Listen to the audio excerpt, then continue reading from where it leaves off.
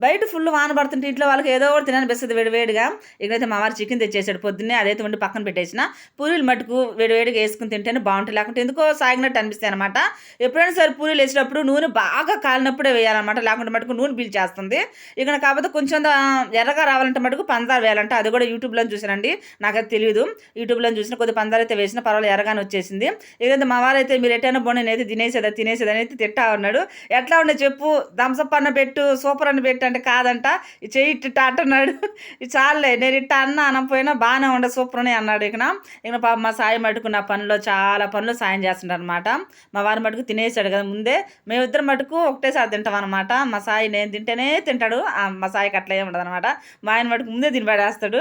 ఇకైతే మా సాయి అయితే చిన్న చిన్న పూరీలు చేసుకున్నాడు. వాడికి భలే ఇష్టం చిన్న చిన్న చేసుకునేది. వాడైతే తింటా ఉన్నాడు. ఇక నేను కూడా అయితే తింటా ఉన్నానండి. మీరైతే ఏం వండుకున్నారు? ఏం చేసుకున్నారు ఈ వర్షానికి? కామెంట్ సెక్షన్‌లో కామెంట్ పెట్టండి.